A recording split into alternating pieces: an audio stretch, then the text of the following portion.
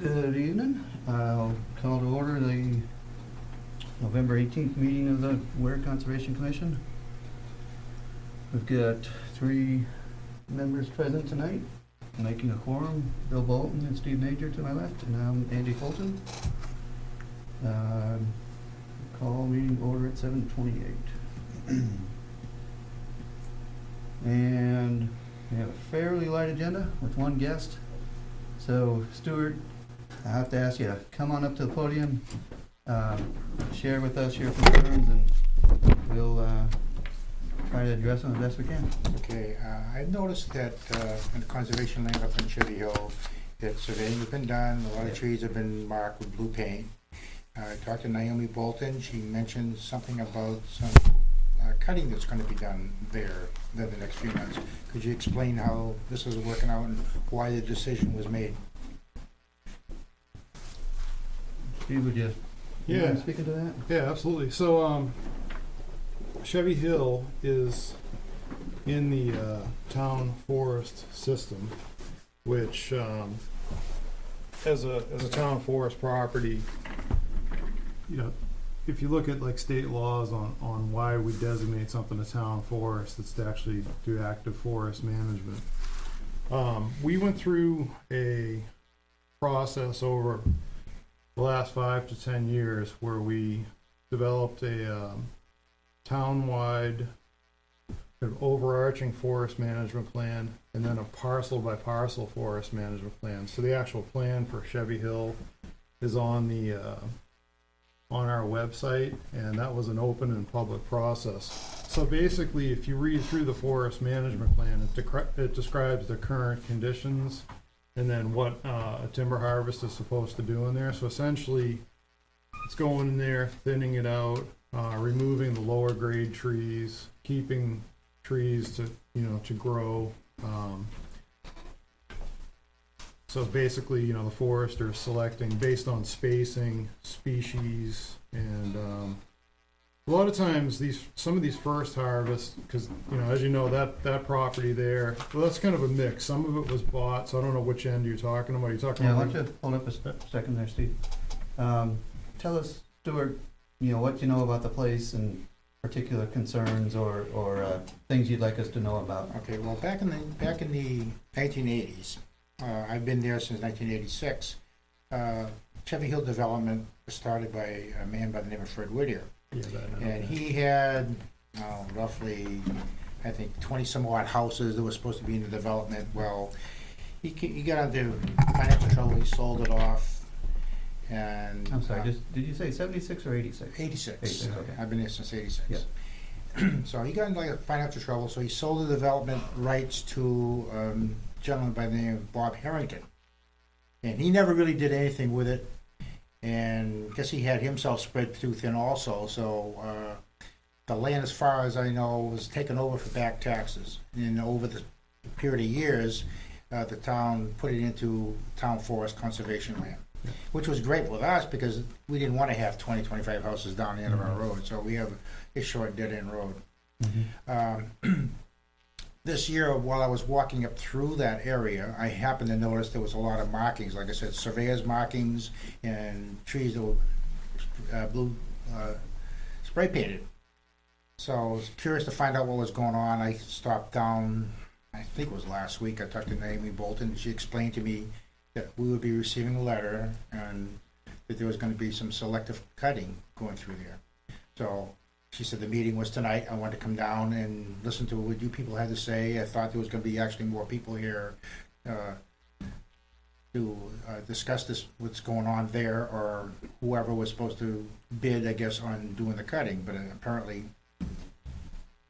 that's something that we haven't done. What we did have last month was a meeting with our town forester.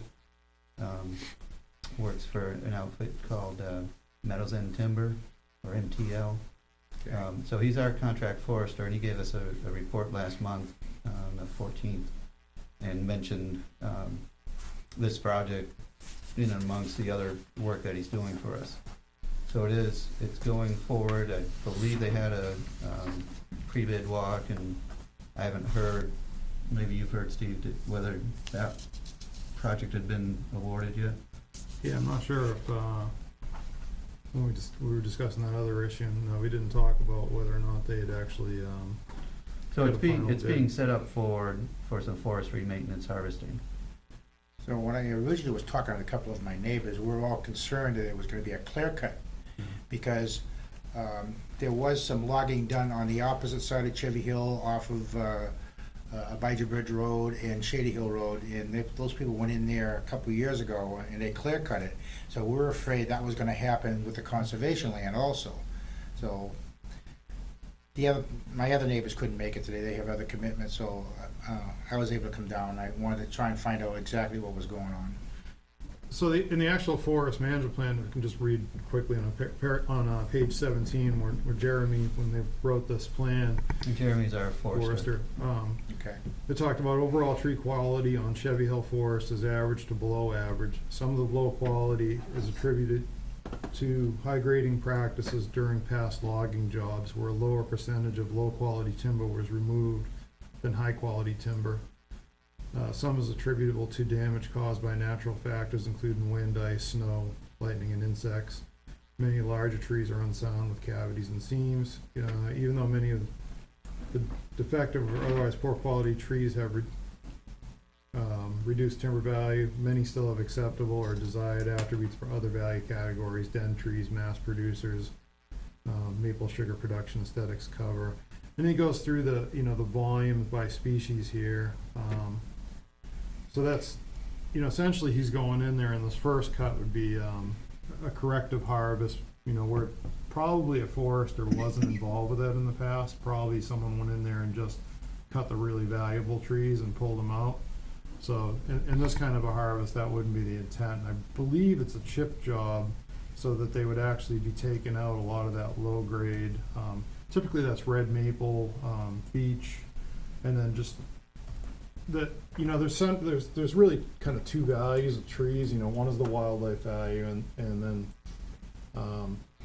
two is the economic value. So when we talk about like red maple, they look really nice in the fall, but they're really not very valuable as a timber tree, and they're not really that valuable as a wildlife tree. And a lot of times when you have a high grade, because they're a medium kind of shade tolerant tree, they seem to actually increase in volume compared to some of the other ones. And black birch kind of does the same thing. And then beech is really shade tolerant, and seems to it reacts to having its roots disturbed, and it can put up a lot of suckers. And even though beech does put out beech nut crops, every couple of years, typically because of beech bark disease, a lot of our beeches are really not very healthy. I don't know if you ever look at, beech should be really smooth, but you look at it, it's got that all kind of like busted up look to it. So that's the intent of the harvest. I think one thing that people, so that, it's not a clear cut in there, and we're not doing any large scale clear cutting anywhere on town forest land. We do some for habitat to have kind of these gaps in the forest. But there is, there's certainly some short-term aesthetics.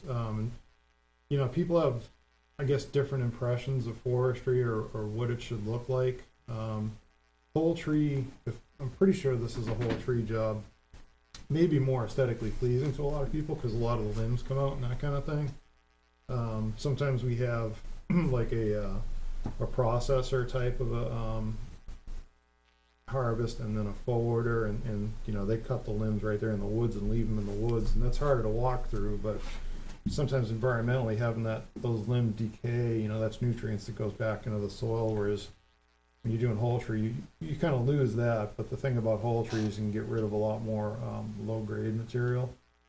So there are definitely some trade-offs with different logging systems.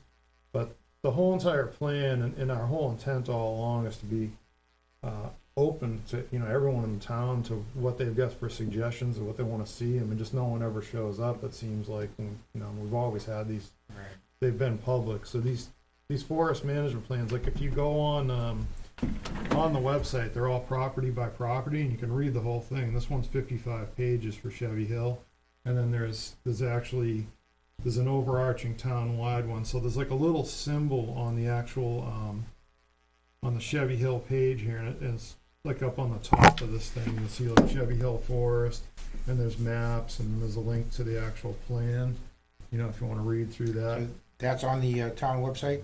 Yeah, it is. It's under the Conservation Commission. So for every one of our parcels that have a forest management plan, it's there. And the maps are there, and the tax maps are there. Okay. So Stuart, if you want to come over to this side of the table, I can just walk you into that so you know, seen the pathway, so to speak. So if we just type in town of Weare and look for this weare.nh.gov official site. Okay. Have you been into this before? It looked I have in familiar? the past, yeah, but I don't go on Yeah. it that often. So you look under boards and committees, or see Conservation Commission.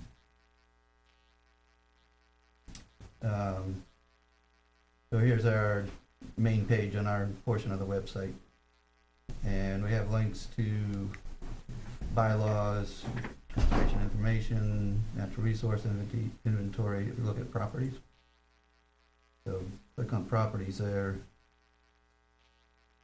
Chevy Hill Town Forest is one of, you know, about 10 of them, 10 or 11 we got here. Link into that. I'm waiting to drag up the information.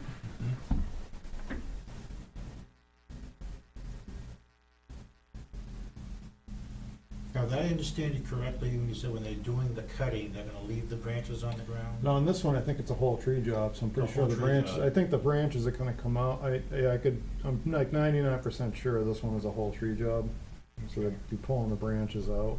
Because that was some of the concern of the neighbors I talked to, and of a real mess being left, you know, not only just a clear cut we were worried about, but whether or not, what kind of a mess was gonna be left. See, and that's one thing I guess people, my background is actually forestry, and I think they kind of struggle with, like I said, to me, there are trade-offs, you know, if you go in and do a whole tree job, you're taking those limbs out, and aesthetically, you know, it looks better to some people, but you're also taking some of the nutrients out by doing that, because most of the nutrients in the tree are really in the buds and the branches.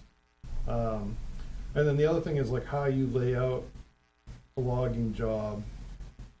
Really, these different systems where, you know, if it's whole tree, you have to think about the width of a pine, you know, if you're taking a big pine out, right? So you don't want that banging off all these trees that you're leaving and wounding the trees. So you really need to think when you're marking, all right, how's that tree coming out of the woods behind a skidder? But when you take are you familiar with what one of those skidders looks like? Yes, I am. Okay, so that's a grapple skidder. So then, you know, typically in that kind of an operation, you're gonna have someone go in with a feller buncher that'll have a saw head, it'll cut the tree, lay it down, the grapple skidder will grab it and drag it out. And then if you have a cut to length operation, there's a different piece of equipment, you know, it cuts it, but then it actually delimbs it and cuts it to log length right there, and then they actually take the log out of the woods on a bunk, on a 3-axle piece of equipment instead of a 2, and they're not dragging it. So that has, you know, there's lower ground impact with that kind of a system because it's not dragging it, and there's less residual stand damage, you know, and a tighter, like if you want to keep more trees per acre. So they both have their applications, but I think where this job had a lot of low grade, I'm pretty sure it's going to get chipped. And then Jeremy Turner, you're welcome to call him anytime. He's the forester, and ask him more questions and give you his number. I know the terrain at the far end of the hill is pretty rugged. Yeah. A lot of ledge, a lot of steep grades, so, I mean, Yeah. I'm just kind of concerned how this was all going to take place. Well, it goes, you know, I know he was sending letters to everyone on Chevy Hill. Yes, and we did receive that. And then he was working with the road agent on having the landing. I think it's going to be, you know, right beyond the asphalt there is where the equipment will be set up. And I think he was going to set some times to tell the loggers when they need to knock off. So I don't think we're pulling anything, because, you know, like that thing doubled in size when we bought the other half off of Tom, I forget what his name was, but That seemed like that had been logged pretty hard back in, probably. Oliphant. Yeah, Oliphant. There was some, that's pretty steep there, and then it goes down towards what, New Road? Yes. Right down, yeah, Right. on You got that the far wet down side. below. Yeah, I haven't actually walked this since he's marked it, to see where exactly he's going. But my impression is most everything's coming towards Chevy Hill Road. All right, so Stuart, if you, once you get to this page, and it's probably not self-explanatory, but these images across the top are what you're interested in. First one, you can just barely see when you look at it closely that there's, image of trees, evergreen trees on that. So I clicked on that, and that's what took me over here to this management plan. So that's accessible. Steve was saying 55 pages, including photos and maps of what the plans are for this particular forestry piece. So, by all means, have a look at that. This, they have the different harvest units laid out and sort of a schedule of harvest. It's a lot to digest, but gives you the basic outline of what the goals and intent of, and sort of a little bit of strategy for maintaining the forest. Now, when is this all And gonna start taking place? There also, I think we have, the easement that's on the property is spelled out there, and certainly the easement has limitations, some limitations on what can be done on the forestry. And we also, jump back here, have a couple maps. So there are a number of different resources that show our view of the property, and certainly you and your neighbors, as you're interested, would make good sense for you to have a look through some of these resources, so you get a sense on where we're going and who we're working with on it. Let's see if I can. Now, is this gonna start in the spring? Is it gonna start now, or? No, this should be a winter harvest, but there'll be a period of performance in the actual contract. I'm pulling up the, so you get the abutter notice, you already got that, I was gonna see. All right, scheduled, this is the one that went out, it's within the next 12 months, depending on weather, and likely will. Right, so that doesn't really give you much to go No, on. because I saw that in Yeah. the letter too, that's why I didn't wonder if you had more of a concrete timeline. No, because they'll give the winning bidder, essentially that 12-month window, so that they can schedule.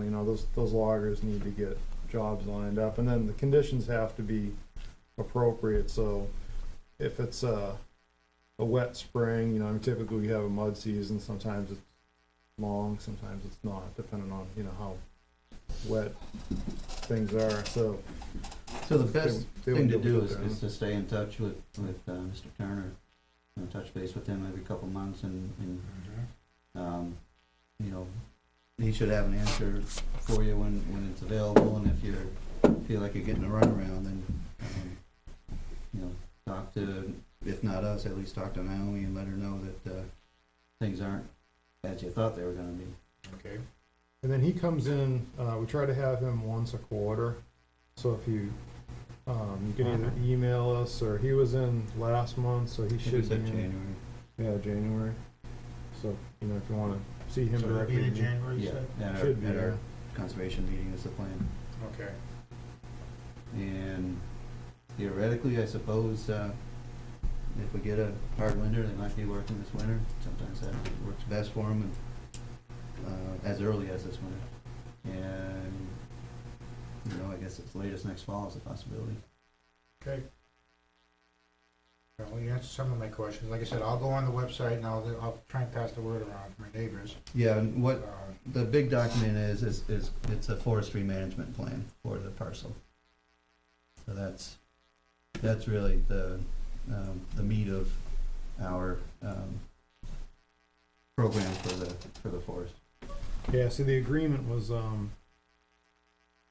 it's 150 acres, stands 1, 2, and 3 that are mapped in the actual plan that was signed for you know, for this harvest layout, so those are the stands that are being operated.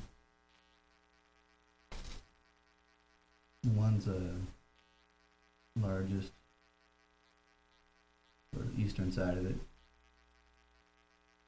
I'm reading this right. 2 and 3, so it's yeah, it's treating most, if I'm looking at that right, see most all of the property. Yeah, I mean, the whole thing's 3, 150 acres, right? 3, 2, 1, I think. That's not the developed part of the property, that's the undeveloped part of the property is shown there, am I correct? Correct. Okay. Yeah. But there's not, I mean, there's nothing developed on stuff that we own. No, I was trying to look at the map and try and figure out what I was looking at here.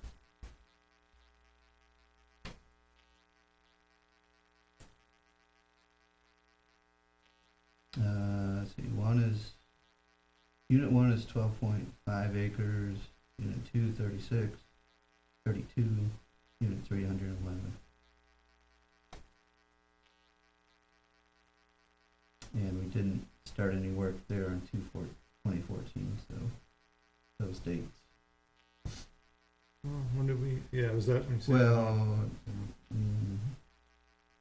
I should take that back. There's been no harvest, but there was work on setting things up. Yeah, when did we A sign? lot of details in this. Yeah, 2014 is when we signed that Yeah. forestry services agreement. Any thoughts on the matter to add, Bill? No. And it looks like it is a 3-stand parcel, so that's a whole thing. Yeah. That's being set up.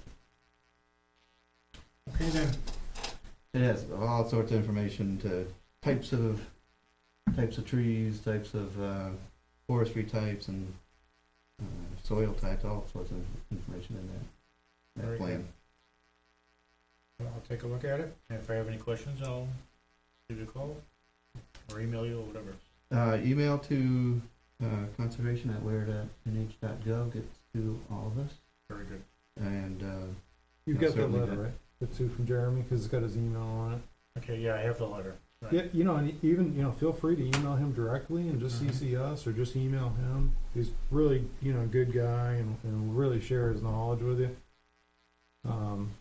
I mean, if we need to schedule something, you know, specifically to have people, you know, take a look at it. He Well, does like field was, days. He was talking about a possible another winter harvest field day this fall up there, I believe. Yeah. That's the one he's talking about. So, good guy to get to know if you're interested in the land nearby and in forestry in general. Okay, very good. And like I said, January, we should be back at this meeting. Very good. Thank you very much for your time. Thanks for coming in. Thank you. Have a good evening, Stuart.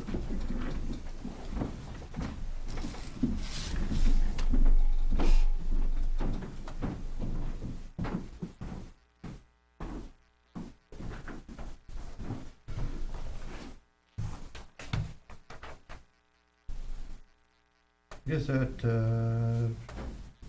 addresses number 3 and other items.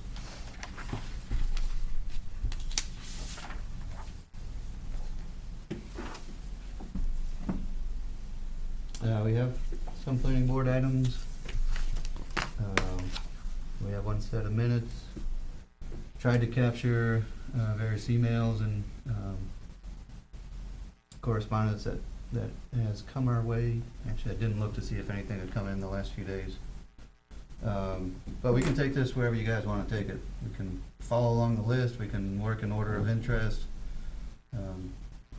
Let me just double check the mailbox. I forgot to do that.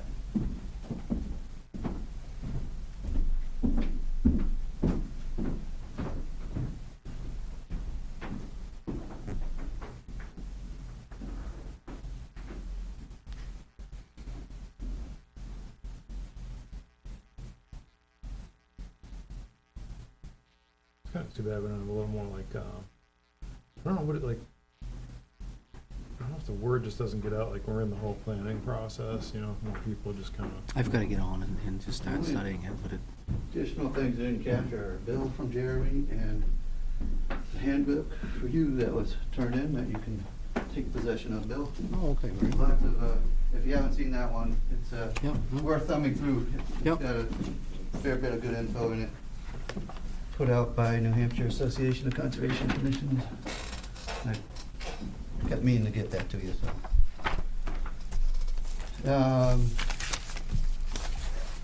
Now we go ahead and jump onto planning board zoning ordinance changes, or at least proposed changes. And this follows on from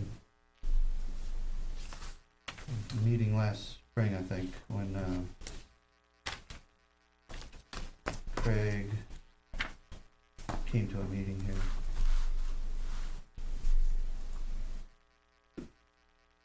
And Bill, did you see that email? Yeah. Okay. Yeah, I think it was Craig and Bruce. Right, there's Yep. someone. Yep.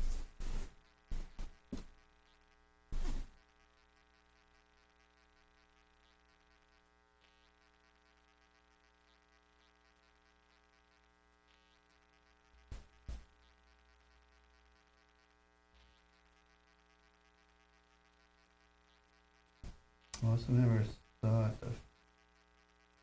27.3.11 should stay as it should, as it is.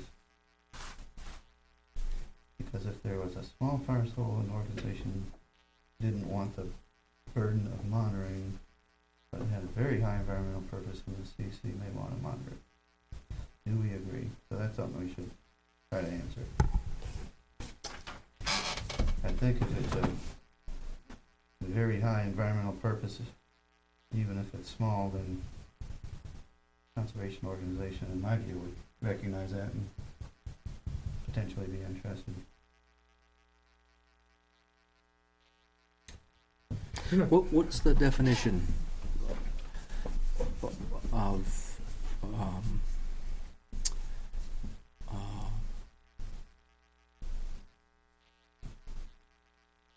importance there? More for a wetland type thing, or It can be as simple as Yeah. the planning board thinks that something looks good. Because, the real disconnect is that, and planning boards change. Sometimes we talk more, sometimes we talk less. Craig's been pretty good, but, so if they think, a little 5-acre field somewhere is important to the town, it might be aesthetic or whatever. Aesthetics. Yeah, it's subjective. There is no definition. To us, we have we have a natural resources inventory, and then there's also New Hampshire Fish and Game has something very similar as a GIS exercise, and they just overlaid, important things like south-facing aspects, soils, wetlands, and when those things all converge, then the value gets higher. Yep. So it can be subjective or objective, and we're probably more objective.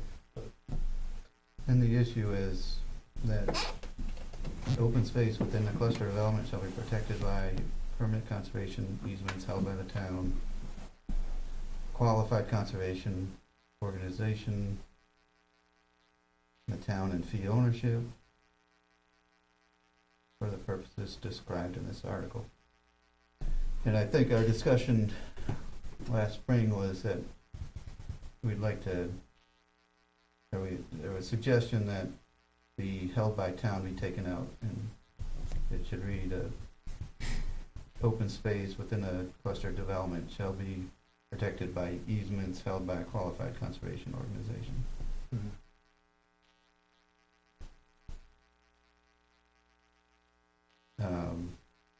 And the planning board, in aggregate, doesn't like the idea of that change.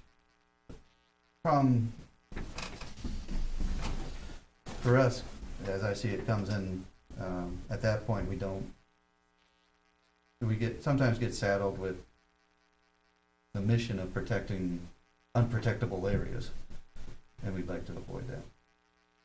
And we'd like to encourage those interested in laying out a subdivision to do it in a fashion that interests Yes. a conservation organization. But if one of the options comes back to us and we're gonna accept it any way they do it, then we end up with some of the more Less difficult desirable, yep. issues like we had down in Brookshire, Yeah, you know what we ended up doing? like we're, potentially facing with the duck pond development. Yeah, absolutely. You know, I feel like it's kind of become like the developer's choice versus the town's choice when to say, all right, this is totally inappropriate, or this is appropriate for open space development.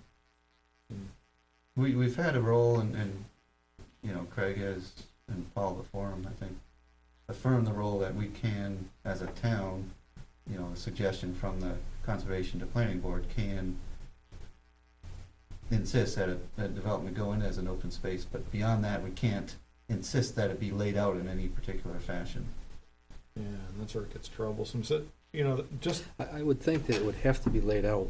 It's like having it's like having a rule that you can't enforce. Yeah. And if your lines are, there. then it just, I don't know how you could. So, like this year, I was trying to. It's some kind of off time, like mud season. Basically, I went through and just looked at all the booking pages because we didn't have that anymore for the easements, and I just, I looked and said, all right, when have things gotten monitored? These are all the open space ones, and basically most of them are never. That's a problem for us.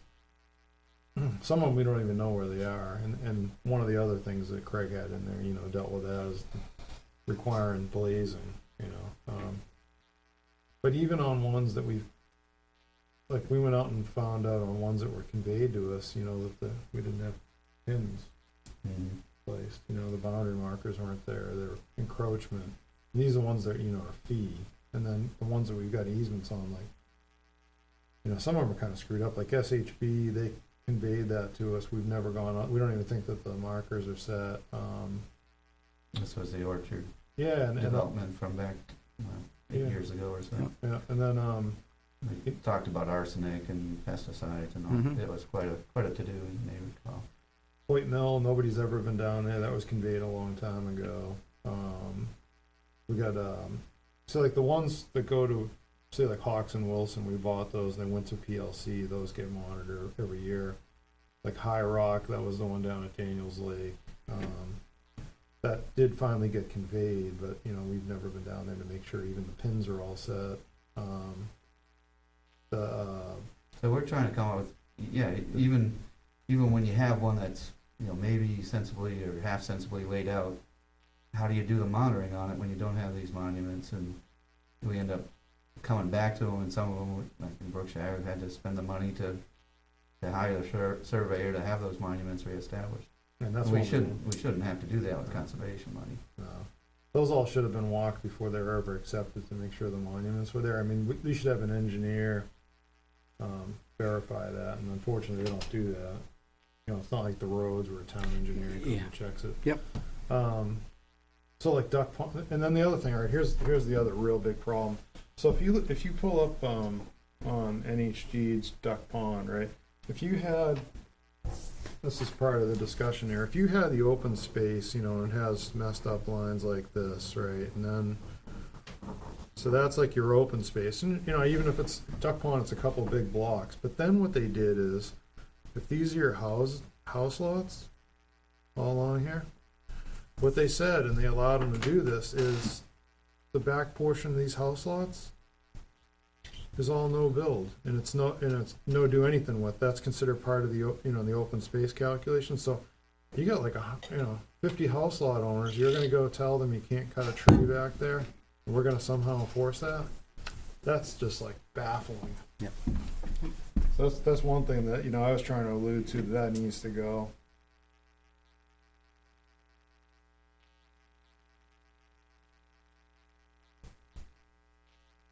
When does this have to be in place? Pretty much now, because they've got to do all their public hearings for changes. Mm-hmm. They've got like 2 public hearings they've got to do.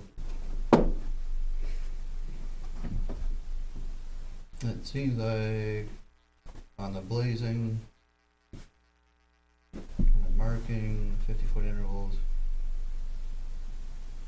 that what we discussed at prior meeting is something that Craig's gonna be able to proceed with, and that the planning board viewed very favorably. So that's good. Yeah. But back to the bigger issue of how things get laid out, you know, or I guess our thought was we could try to say, you've gotta make it acceptable to a I had to thought a that conservation entity or organization, and by doing that, you're not necessarily trying to prescribe, Yep. you know, you can do it this way, you can do it that, you can't do it that way, but because you I know, had they would thought have to that work with the another planning had in- made it so that house lots had to have some straight lines, Hmm. and boom, boom, boom.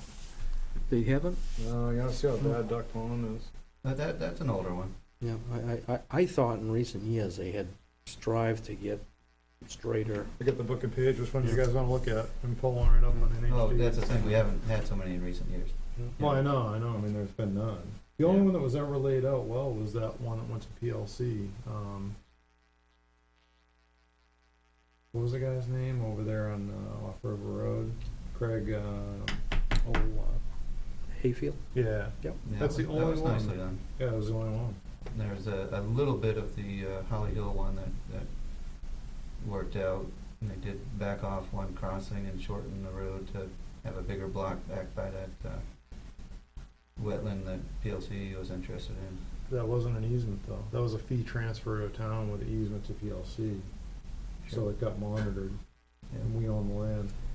Okay, what you're saying is that one example where we've received open space and fee where it's laid out in a way that's, you know, fairly sensible to follow is the Hayfield one, yeah. But that went to PLC. We didn't get that. We didn't get anything out of that. All right, so is there anyone where, Never. That we've gotten, no. And some of them been, you know, fee, and some of them been, Now, what is fee? it means I give you all the, you know, you own the property. Whereas an easement, you just own the development rights. Mm-hmm. So fee is you You own the property. yeah, and so, then, yeah, and then essentially they, you know, and they're really weird documents. The fee ones are like, they'll usually say, they'll have the same language in them as a conservation easement, but it's like, who really enforces that? The neighbors? yeah, would Family Forest was one of those. No, that's conservation land. We own it. Yeah, they did throw something in there though, didn't they? That you guys agreed to. That was before my time. Right, there's no easement on that, it's just a deed, Yeah, I mean, most of, conservation deed was sort of how it was called. right, so I mean, they must have that enforcement capability that the wood heirs. Maybe so. But you can throw whatever you want in a deed, you know, whether someone wants to pay for a lawyer to go. Yep. And that ends up being our problem. So when someone does something to us, now it's incumbent on us to go enforce it. So that's why I was saying, all right, if you want to throw this thing at the town, you know, essentially just like PLC, Forest Society, you know, can we just set up a whole fund to deal with monitoring and contracting? So you do that, we'll take a $25,000 fee, put that in escrow account somewhere, and use it for stewardship. That's a nuance that we're not capturing at this point. I sent that comment personally. Okay, last week. That's just a thought. That could be messy to administer. I mean, you have to get some attorney involved and figure out how, you know, as a town, how do you protect, you know, because it's like us paying for the, you know, your boat launch fee and then the governor raids it. You don't want to see that happen, you know, so. You don't want to just deposit that in the conservation account, because then might get used for something else. Right. Again, pointing back to take us out of the equation in that capacity, put it Easiest. into the Right.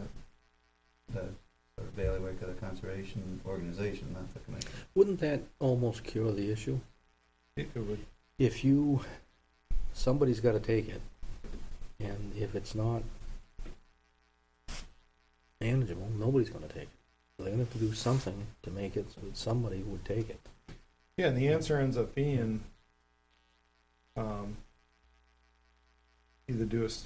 either make the open space development attractive, or just That was standard. Yeah, go with standard. You know, one thing that I they mean, have, the catch-22 is that in that case, we can't say very strongly, this has to be, you know, a cluster, and then, you know, twist someone's arm behind their back saying, you know, we're telling you it has to be a cluster, but you can't make it a cluster you want, so we're telling you not to do anything. You know, there has to be some sort of give and take there. If it can't be put forward in a cluster fashion, then almost you have to say, well, then step out as standard subdivision. I remember literally having that discussion with Chuck, because he's been on the planning board forever, and, you know, I'm looking at this going, Chuck, get rid of this thing, go standard, this is ridiculous, because of those stupid house lots, the way that it's laid out, and it's just a mess. And that, you know, I mean, he really liked that area, and, you know, I think he'd been up in there for various reasons, and, you know, I understand that, but then it's a mess to manage. Yeah. So, In many things that you do, you can't make rules that you can't enforce. And if you do, you don't have any. all right. So, you know, even with like one that was done moderately well, Holly Hill, there have been a couple issues. And it came from that, you know, that non-disturb that was on somebody's lot. And Yeah, the neighbor saying, he mowed through that non-disturb, and, you know, you gotta, you know, hold their feet to the fire. yeah, like you can only mow it once a year, I think it says. Yeah. Oh, It's like, you, whatever. you know, literally, it's you can't even And- tell where it is. Yeah. Crazy. And in that one, PLC got the easement, the town was given the land, so that's cool, we can't make someone give the town the land, but they did. The only messy thing was those buffers. I mean, the layout isn't great, but we ended up going there and having that all marked and blazed, because when we found out the pins are missing. Or Right, never set. because we had that issue up on the far end of it where Yeah, the horses are on somebody's the. fence was on town property. You know, I don't know, maybe we should have a joint meeting, but it's kinda like late in the year all of a sudden, you know, so they can hear this discussion. How about that? We just, you know, we don't have to, there's not a lot going on right now, and just say, all right, great idea with the blazing. We've got a problem, let's have a joint meeting. Could be time well spent, because that results in changes that folks have to abide by. You know, it's not,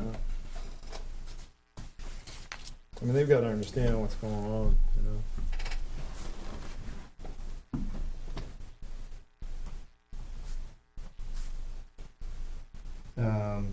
is it safe to say essentially CC doesn't agree, and an example brought up is something we could discuss in a joint meeting? Yeah, I mean, I think the overarching concern is that, you know, I monitor one property a year, and just to make that commitment, you know, I mean, like, we're all busy. There's like 4 of us that are active at this point now, so we're just not gonna be able to do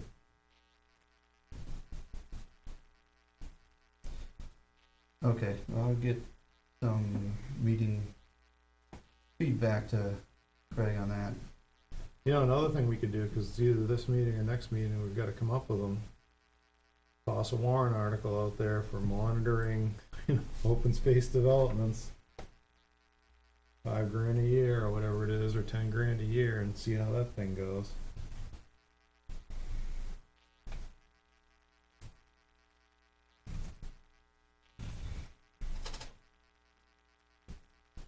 And tell you how I think that one would go. Yeah, I can tell you how to go. I can tell you that even if you got it, it would just be a horror show. It's, I mean, it wouldn't be a bad thing to have, it would be a great thing to have, but you'd probably find, oh my God, when you start out. Right, the monitoring that you're now paying for is gonna tell you got 5 You got- million things you need to You address. needed to Oh, do yeah. it, yeah. I know. That, where do you have the resources, Yeah. you know, really, or desire even to address some of them? Well, because like our really good properties, Bill, I mean, before you get on, we kind of, you know, with the town forest, we've got the money, you know, it's just a revolving kind of funding source without asking the taxpayers for anything. So we've pumped it back in and we say, all right, let's blaze all of our boundaries. You know, and like, lo and behold, someone from Henniker's got a shed on our property, you know, stuff like that. And yeah, then you get into these messier ones that actually there's a house every, 200 feet. Like, I mean, God, look how bad that was. As with most things, I think you have to cure it going forward and sort of deal with it in the past, the mistakes of the past. You can't cure them all. But going forward, Well, and I think it's a really good, really appreciate Craig sharing and initiating this discussion with us, and or at least continuing it. Maybe we at some point initiated, but that's significant. So Zach, the simple answer is just, we do disagree. We just don't have the manpower to deal with any more easements, and they want to have a joint meeting to discuss that, for a future warrant article. Yeah.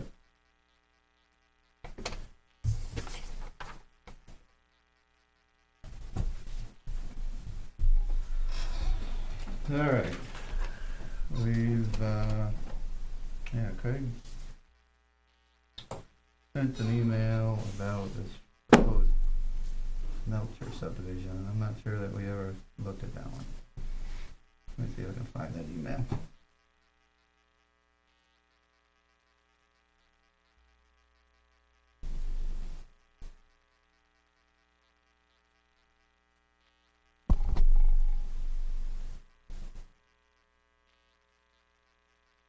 Alright, so that didn't have an attachment, whatever. This doesn't seem like it.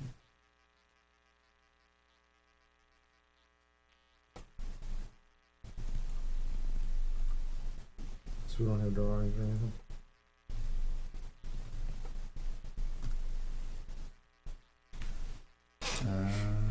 Apparently not. When I did a quick look tonight, saw attachment, thought that meant we had a plan attached.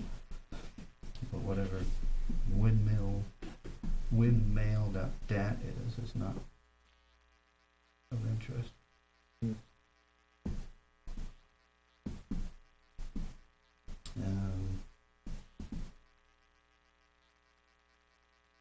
Just something that I could review. Did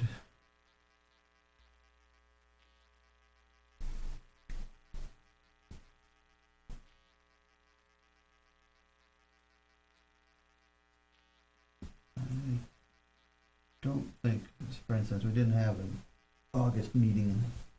I don't think we had a subdivision plan in the August meeting.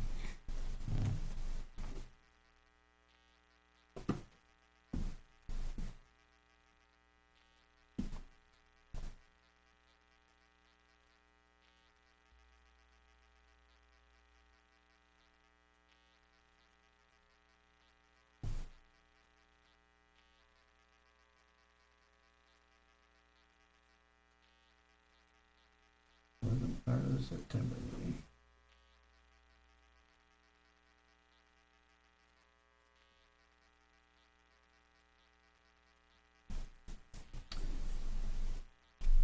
So it wasn't July, no.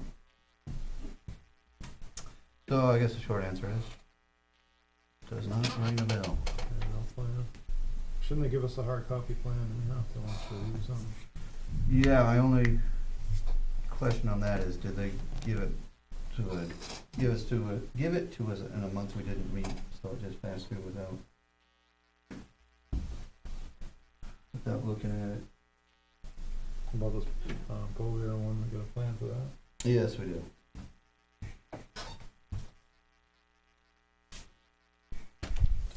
So this one, new construction, site plan review. Let's just take a look at the other one and now, that one, I'll see if I left anything upstairs.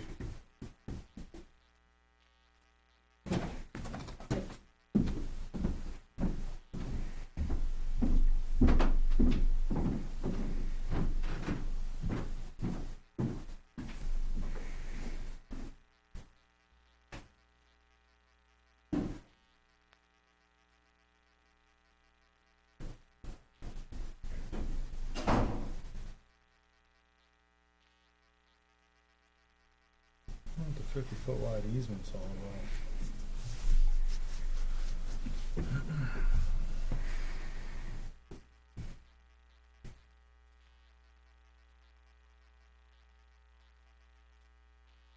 So that's all existing. So that just goes into his proposed travel way. That's already all there though, right? Existing sign.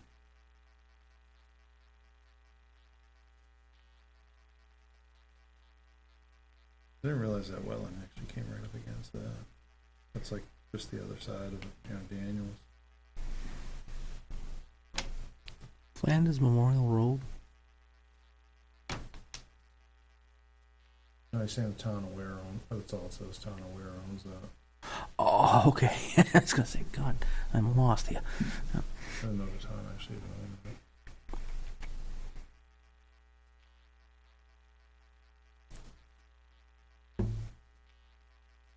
Got existing driveway permit. So this is his shop. Yeah, I mean, he's got Yeah. nothing right up on the road though, right? And that's kind of, isn't that just kind of that flat area where it's wide open right there? Yeah, he doesn't own that.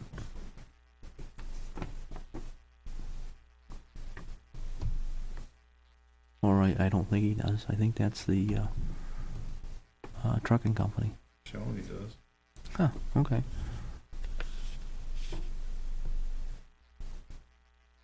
What would happen to Margot? So her place is empty, like Well, I think Margot's and that flat area you're talking is owned by the mulch guy over in B&B. Does the bark mulch. What in the world's his name?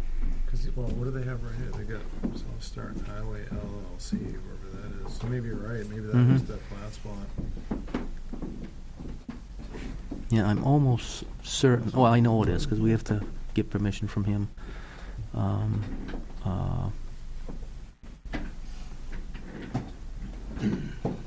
I'm pretty sure that he bought Margot's piece and stuff. Not a dust back here lately.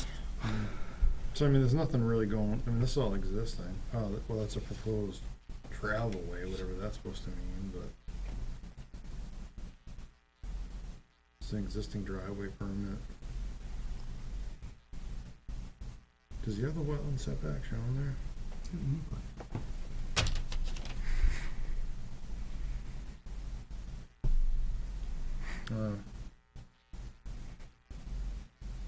Art usually gets it on the plan.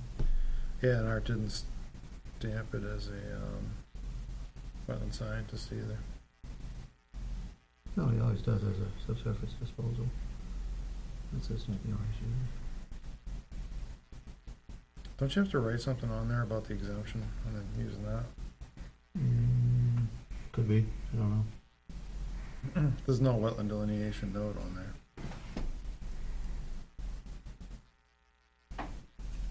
Let's see. This is 540 feet more or less along high water mark on March.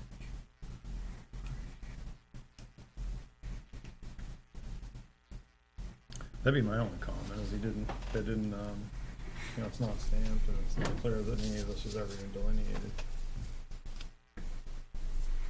And they don't have the 25-foot.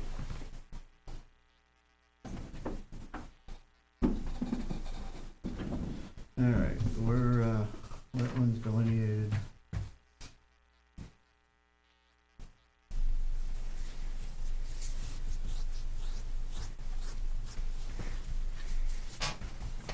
What do you do on this? You look that over, review it, and then just Send an email. send a Craig copy back with any Craig concerns. and Yeah. Chip. Yeah. Yeah. Yeah. I mean, so something like this, all you're really looking, I mean, it doesn't appear that they're doing anything that even really has anything to do with conservation, but All right, does the show where the building's proposed? I think 30 by 40. Yeah, probably.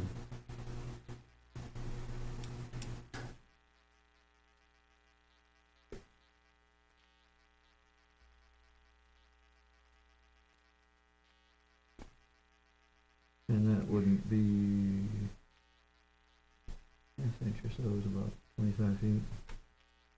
Wouldn't be within any buffer, and this is already, Well, it's 50 feet across here, so it's getting close.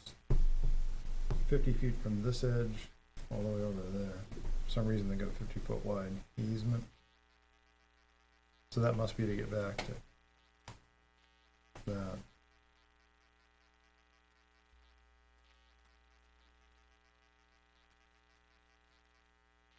Are those culverts existing? That's the other thing you didn't label.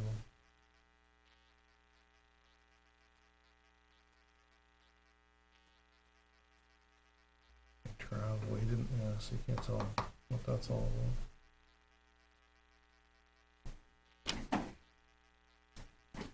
seeing as it's an existing travel way, doesn't say proposed, I would presume so. Yeah. Why would you just show them like that? I mean, it kind of stops as a travel way here, and it just has 3 culverts. That's a lot of water going through there, huh? 3 3-foot culverts. Yeah, Otter Brook has some catchment area to it.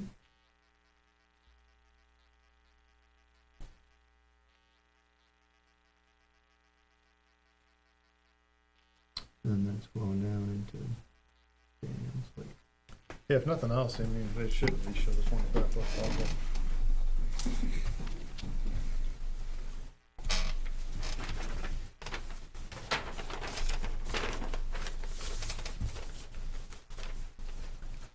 You all set with that, Bill? What's that? You all set with it?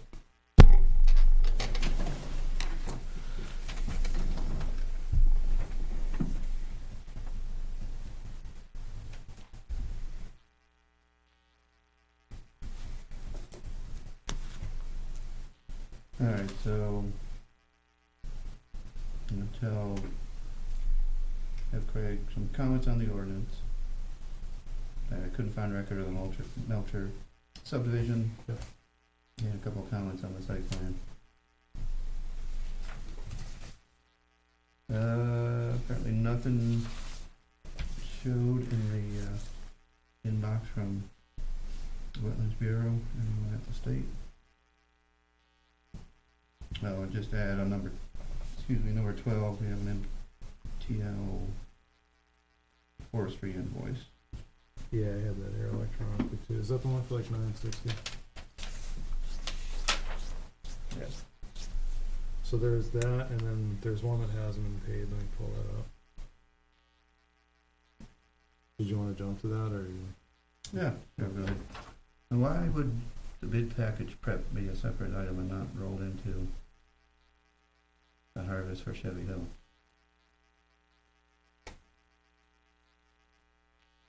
It's me. Just giving you line items. Alright, so this is all, That's just all our regular forestry.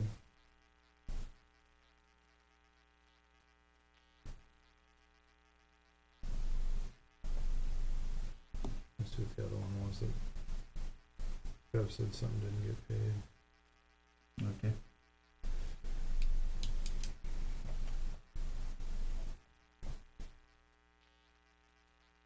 So what you're saying is this will come out of forestry one way or the other? Those are all forestry things.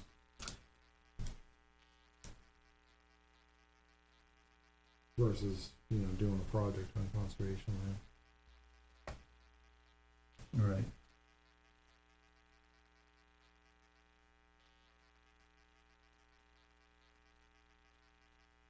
And at what point do all MTL services relating to the harvest get included in the percentage they take on the harvest? For the actual harvest administration. So once bid's been accepted and you're into, Yeah, when they're just doing the harvesting, Okay. monitoring, and they handle the money, and they cut the check to us. So we got, let's see what this other one was. What was the invoice number on that one? 1658. Okay, that's that one. So 1633, which is woods management plan and boundary maintenance. And 4 gallons of yellow boundary paint was $2,949. That never got paid. Do we just forward those electronically to? To Beth, yeah. So I'd like to make a motion that we pay invoice 1-1658 for $960 and 1-1633 for $2,949 from the town forestry account as previously authorized. So we don't even need a motion for that. Is it easier though, just to send it in, or do we just, do you want to dig up the old? We can go that route. All right, we can continue with the motion. I'll second it.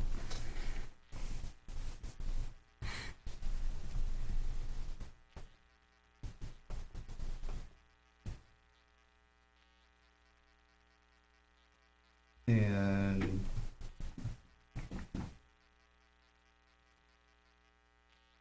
that comes from Town forest. the annual forestry maintenance approval. Mm-hmm.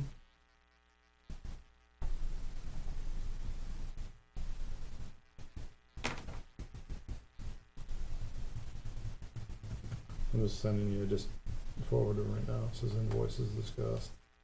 So both of them are on there. All right, motion being made and seconded. Further discussion? None being heard. All in favor, say aye. Aye. All in favor, okay.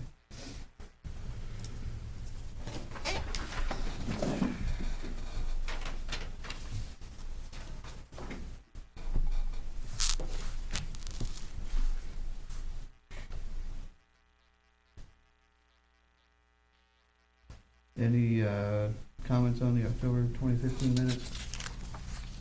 Last month's meeting.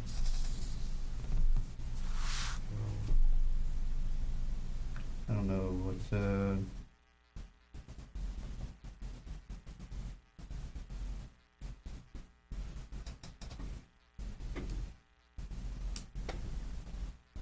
you had a chance to have a look at those two?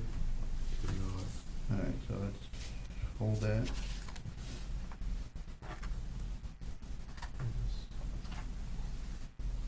Yeah, if we can just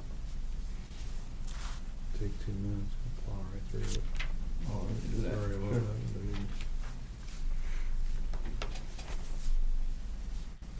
So in this case,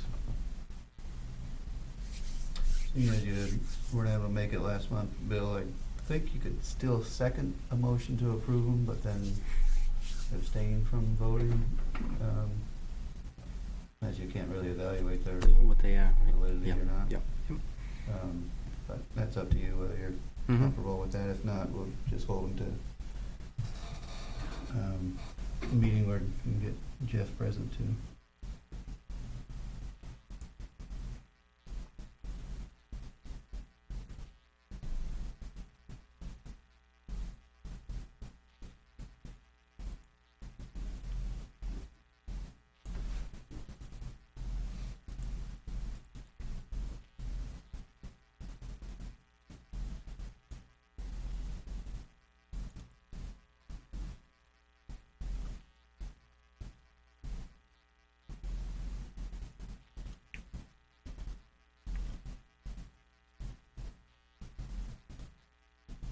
Yeah, looks good to me. So I'll make a motion to accept the minutes as written. I'll second it. All in favor of approving minutes for October 14th, say aye. Back. Aye, abstain. Aye. We got 2 in favor, 1 abstention. Motion's approved.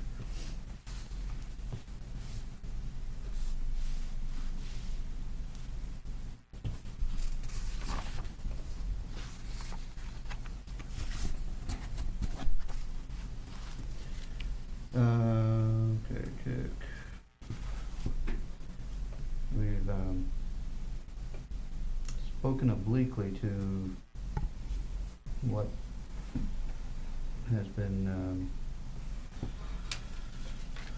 brought to the Board of Selectmen's attention and the town administrator, and then through her to us, the Poor Farm, town forest conditions. Steve, you went out there recently.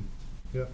There seems to be need to better, or help the selectmen as a whole better understand forestry management, so that when these questions come up, they feel a little bit better able to address them or to speak to them and send folks to us to talk about it. You've had some discussion, Steve, and I've had a little bit, so you have any suggestions as what we might ought to do different? Well, there's three different things going on. I mean, this communication, which, was raised, and I think that, I mean, generally, as far as having everything covered, I guess, minutes get forwarded, public notices go out, the meetings are public. So I think that's covered. How much we need to go above and beyond. I think they need to kind of offer up what it is they feel they're lacking or how they want to be more involved. There is the ability for them to be an ex officio in our bylaws, and no one has come in here since Helene Kerr, first selectman. You gave that gentleman that was here an awfully good education, I thought,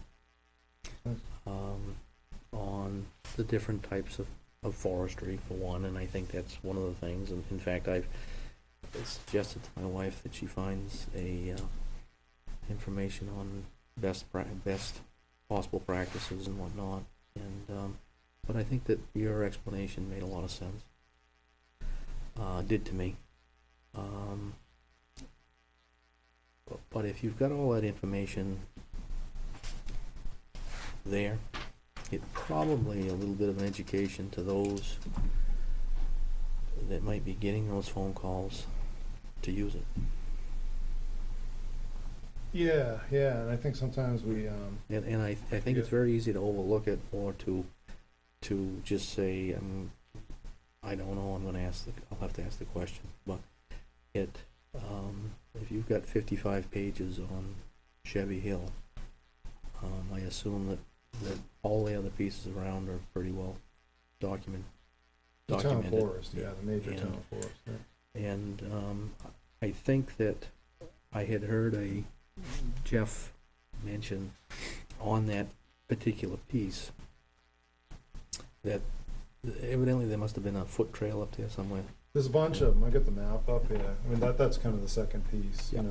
Yeah, and I don't know if they're blazed. I've never stepped foot on it, and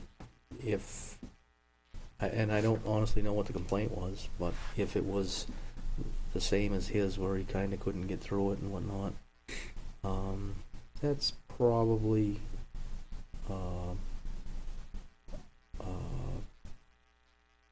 maybe something where in the future you will be a little bit more, I don't know if you'd call it considerate or observant of existing, if they really are an existing.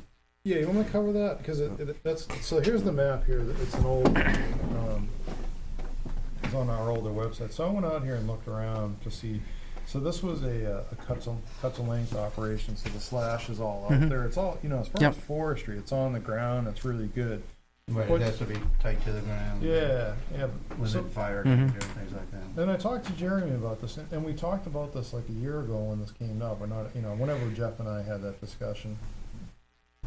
So there's this big road. I mean, this thing is completely clean. There's rock walls on either side of it, but this trail here that hooks around. So what Jeremy did is they harvested all through here, and he marked this trail with pink ribbon. So I couldn't really follow this trail, and I think like they had these little metal tags on the trees, and Jeremy said the trail was kind of in disrepair. So I believe that. I don't think anybody's maintained it in a long time. So this trail right here, I mean, I really couldn't follow it. and I wasn't familiar with this. I had walked this one about 10 years ago, and I was familiar with this. So I went out here and looked around. So, okay, you know, there is a clean skidder trail going down, and I did see all the pink flagging, but I talked to Jeremy after instead of before. And, you know, there probably is some slash in places there. But I think, and he told me he had considered this trail, but then I talked to him about this trail, because I remember walking through here. There's a big wetland back here, and the logging only like went in this area.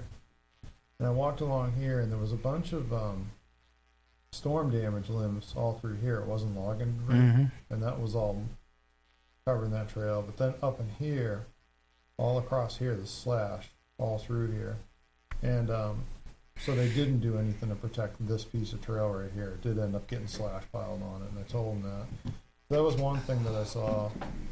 And then the other thing, we've had this discussion before, and we had it again, and I think we're in agreement now. So with that processor, they can't, there's kind of like, if you have a forked pine, a lot of times they'll take the processor and they'll cut the thing off where the fork is. And then, you know, they just left some of those standing. And Jeremy, you know, so there's like 4 or 5 foot stumps standing out there in some places. And Jeremy felt like that was okay to have some vertical wildlife structure. To me, I didn't think it was. And they did that at Felch. We told them to go cut them down. And then they did it out here. And so part of this discussion is in the future, I said, hey, can you log in contracts, say 18-inch stumps, nothing higher than 18. They girdled some trees, which means, you know, they weren't really merchantable, but he wanted them dead because they just felt like they were taking up growing space. And that's fine, because the whole tree will die. It'll be a snag, and wildlife will get into it. But we just, you know, we kind of didn't see eye to eye on the trade-off between how valuable those 6 foot stumps are versus how bad they look. So one thing Jeremy's proposed, he said, was just at the rate that they pay their guy that was just in here, he would go out and cut the stumps, which is $20 an hour. So I would like to consider authorizing that. And then I asked him to call around. I suggested calling Gary Wilson to see if his son would go out there and take a look at, see how much it would be just to clear the slash off that trail. And I don't think the trail, you know, I just don't think those trails have been maintained for a long time. No one's ever come in here except for that scout that wanted to do it, you know, just at the exact same time. But I mean, Right. prior to that, no one's maintained them. So I don't really view this as building any new trails, but, you know, I asked Jared to just call and say, hey, how much to get the slash out of here. And there are very few town forest pieces that actually had sort of a designated trail system, and honestly, we didn't think about it, he didn't think about it, and that's kind of a problem, you know. Other than that, I mean, it's a good forestry job. People are gonna have problems with aesthetics. We haven't heard the complaint, but I can see part of what has kind of gone wrong, you know. There's some things we could have clearly done better. But other than that, there's nothing we can do about it except for go fix it. So I mean, I would suggest, like, after our discussion, just okaying to send him out there to cut those high stumps, and then that's rectified in all future contracts. So that's that issue. I think we have to have a discussion, and it's been a long time since you or I, in whatever official capacity we are, have addressed the selectmen. Because it should be very clear that they need to bring their concerns to us, and that yes, the selectmen should have a concept of what's going on, but, you know, they're not the managers of the town forest. That's managed through the commission by statute, and that is something where we need to get them in and address these things, these complaints with our forester. So I looked at the state statute on that, and it's kind of, there is sort of a hierarchy still to the town structure, so it's kind of a weird position. I agree with you. I mean, we do manage the forest. Then if we don't, then we can back off of that statement and say, look, guys, do you really want to be the managers of the town forest? Or do you want to be informed and know who to point? You know, you don't need to have all the answers, but you need to know where to direct people to get the answers. I think if we go in there, I think they're not aware that I mean, we specifically have Jeremy here once a quarter so the public can come in and ask questions. He gives a good public presentation. I think we just say, you know, what more do you want than that? You know, what else do you need? You know that we've already got him coming to our meetings. You know, that's there for all of you guys. If you're interested in forestry, come on in.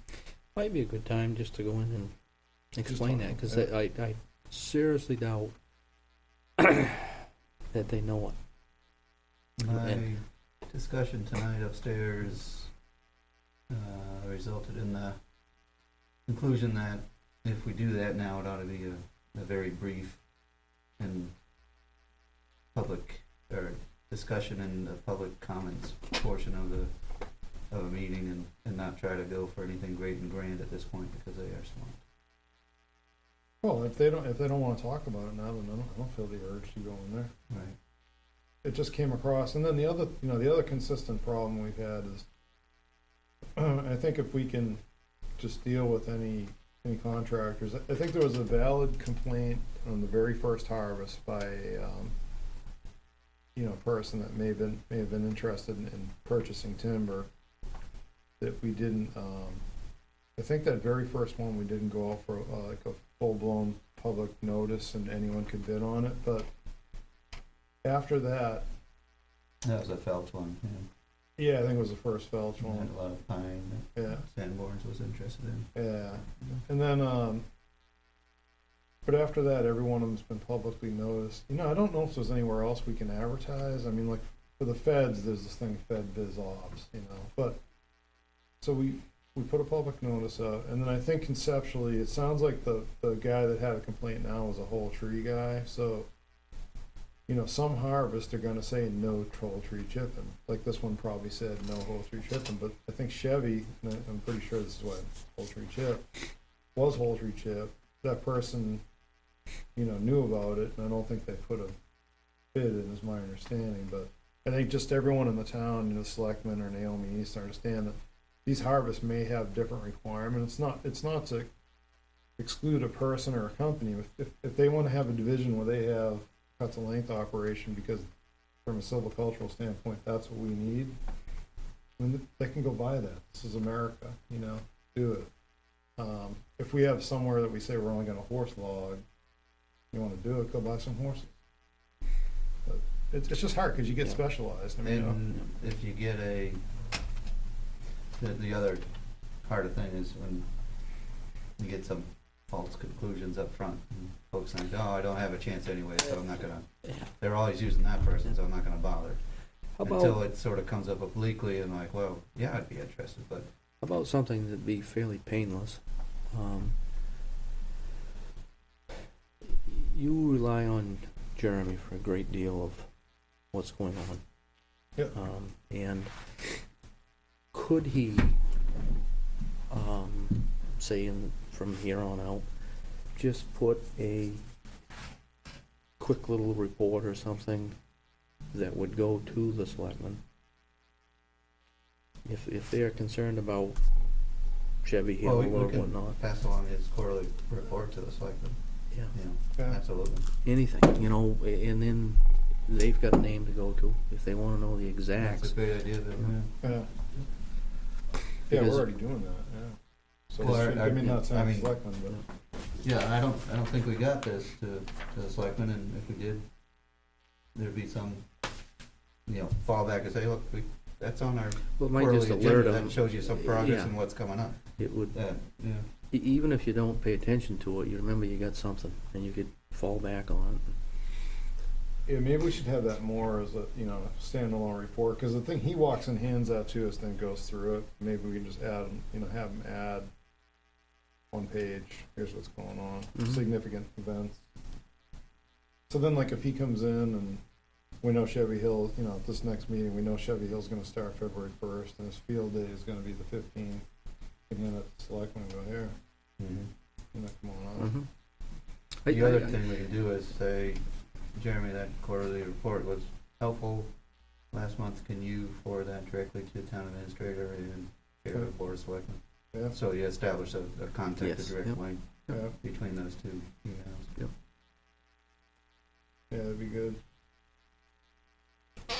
something that happens and I'm sure the selectmen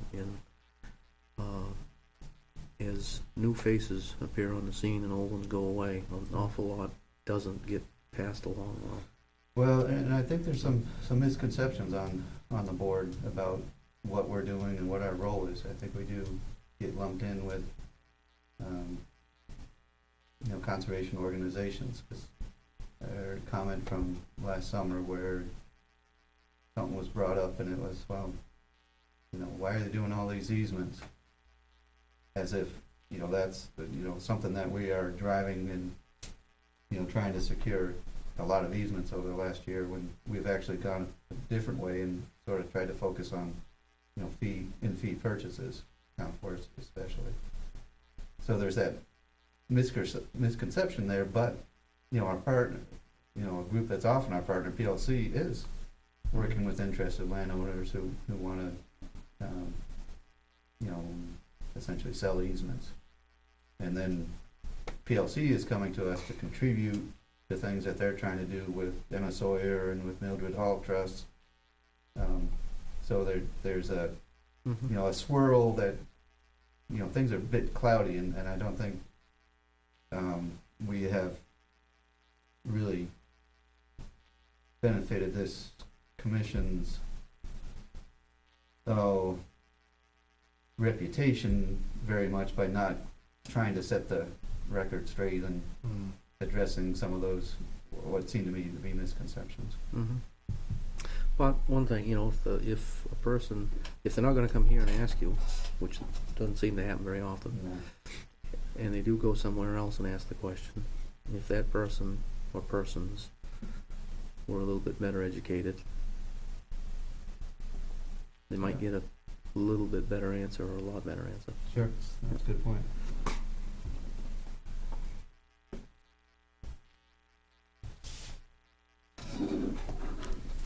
Anything, did we get through the three items on that? So, while we're on town forest, you get that on the next thing. Do we know what the balance is in the town forest account? She sent that to you lately. I don't think I've seen that since probably August or. Yeah, from August. Did it include that? Let me check. Cause we bought that parcel out of it. Did that go through? Did we see that finally? Yeah, I think so. I thought that was hung up. No. When did that close? I know we were saying we wanted to do the non-present closing on it. Yeah. Pretty sure it's all set. Did you sign it? That's the thing, I don't think I did.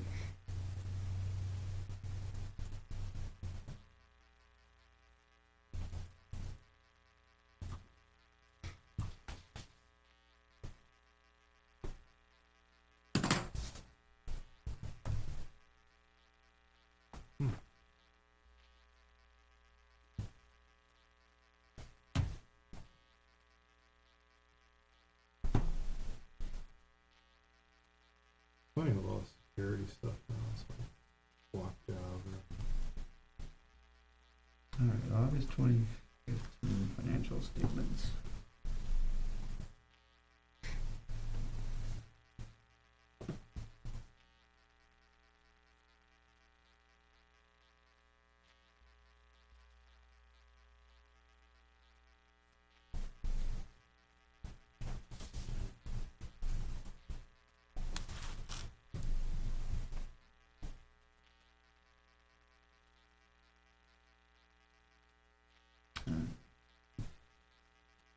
This was August. We had a forestry fund. Alright, this should tell us. January balance, 167, beginning balance, 167, ending 172. February, thankfully, we have that beginning balance from the end of January through to 193. March, it grew to 202, April to 222, May to 2/23. June, no stumpage. July, no stumpage. Okay, Wolf Creek, yeah, here's the deed right here, at 6:15.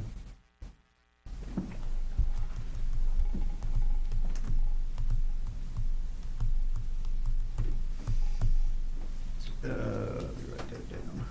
So that's the deed. Yeah.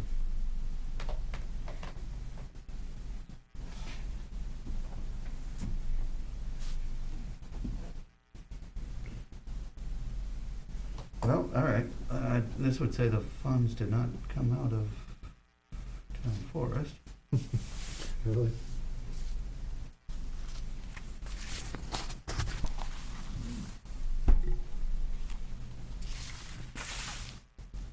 It didn't come out of, well, no, these are only 3,000 in February, 150, 2,000 in August, What did that cost, 35, something like that? dot 40, 43 or something. So, all right, that would imply that it was paid from town general fund and that the transfer has not been reflected yet. So what's the rough balance, the last one you got there? 223,000. So 223. So stumpage through August was 57,000 Then if you back for up the and- year. Yeah, what else on here? So, wonder let's see, I wonder where the minutes are for that. Like when we authorized that purchase. The Wolf Creek in January. There are no January minutes. That's good. February. April's the first one they have posted. April was the first one I think I picked up from Wendy. Did I do it? Or that was Wendy's? in April? I think so. Not the Not bottom. bottom, Yeah, Wendy. yeah. Well,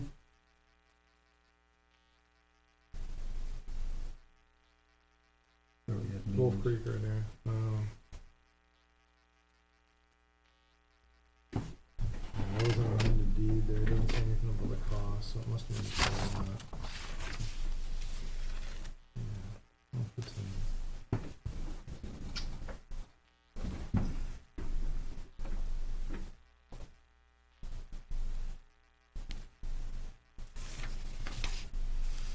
Oh, so this came in August and we didn't talk about it in August. It was probably the deal.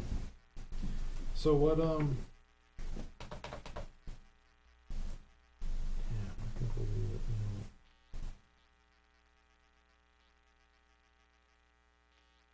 Let's see if I've got it from now.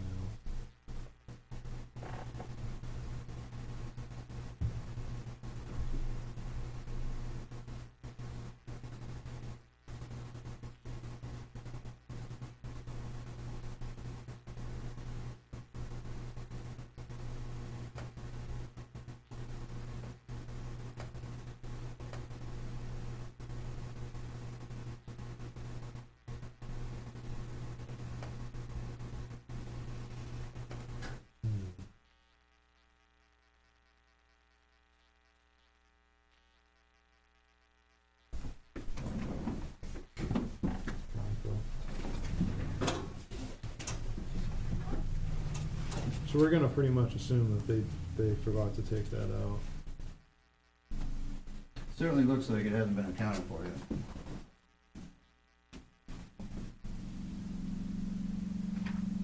Alright, let's see if I've got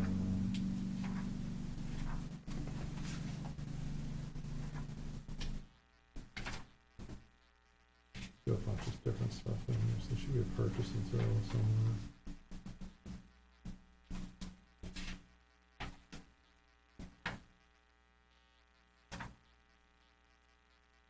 Oh, and by the way, I had times where I've had no recollection of signing these things where lo and behold I did, so, you know, I won't claim infallibility in that regard. So we had a public hearing. Let's see if that is right. 52,500.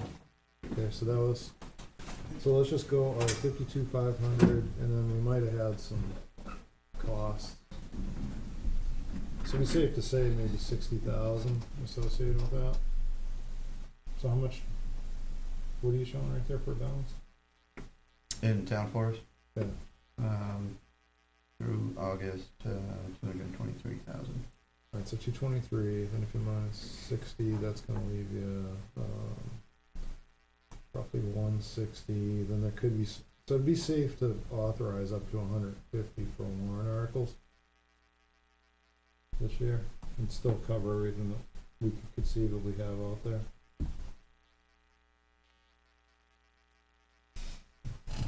So you're figuring in whatever remains of that 20, Well, it's 25,000, yeah. that's- 25.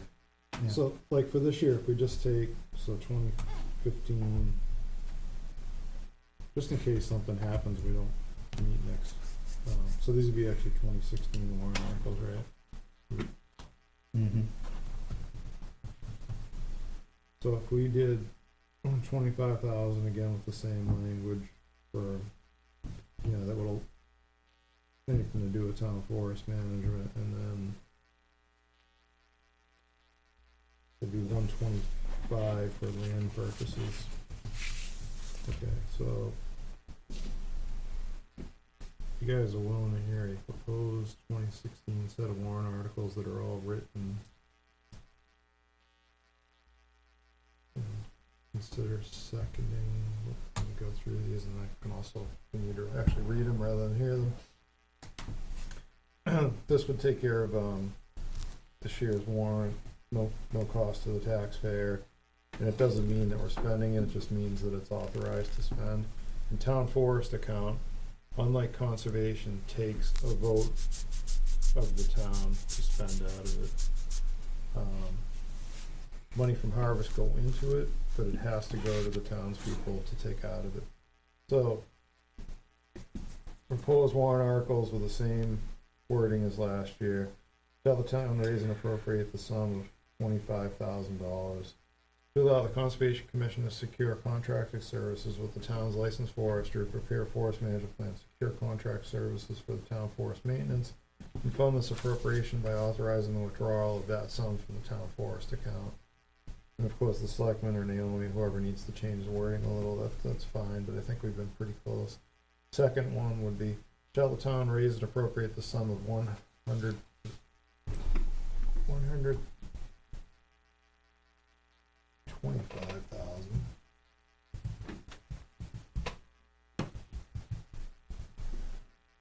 120 space there. $125,000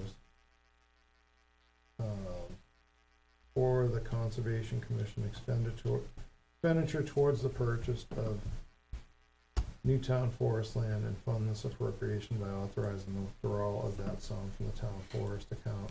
So essentially, if there's a parcel that, or parcels that look like they're reasonably priced to acquire to add to the town forest system, then we have access to the money. If nothing comes up, no big deal. Nothing happens. Just sits there, yeah.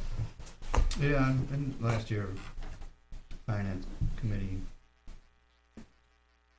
I think they ended up recommending, after discussion, which they stated that they thought it was kind of irregular for such a request, but ultimately they decided to, given it had no tax impact, to support. Yeah, they haven't had a lot of consistency either. That's kind of ebbed and flowed over the years. So sometimes it helps to just go talk to someone like the Finance Committee. Yeah. And that funding would be just for the purchase of town-owned, Yeah, town That of would- forest land. Yeah. Fee ownership. fee-owned, yeah. Fee-owned forest Yep. land, Okay. and for continuing our maintenance Yep. Work with our forester. What do you need? Just So, second, A second? yeah, that's a motion. Yeah. Motion just to, Yeah. to forward that to Yeah. the town administrator and the Board of Selectmen as our proposed town forest warrant articles for Yeah. 2016. I will, second that. anything to discuss further on that? Usually we get about, 60 to 70% town support on that. Yeah. There being no further discussion, all in favor say aye. Aye. All right, All in favor. all right, so I'm gonna forward those to you guys.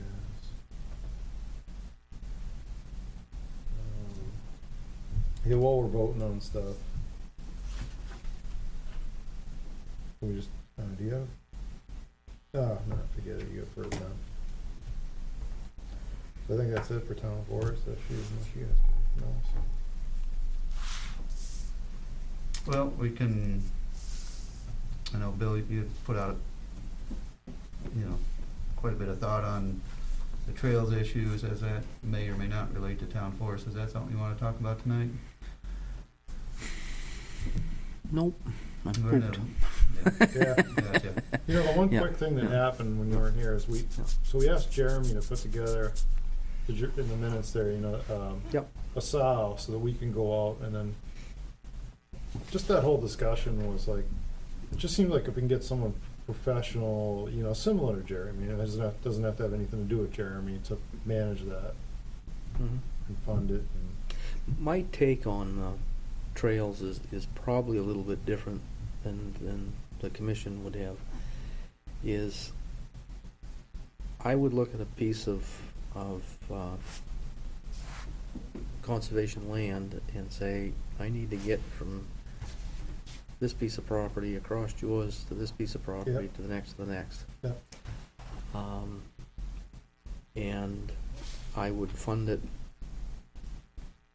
by the people who are going to use it. Wouldn't ask the town anyone to put anything into it.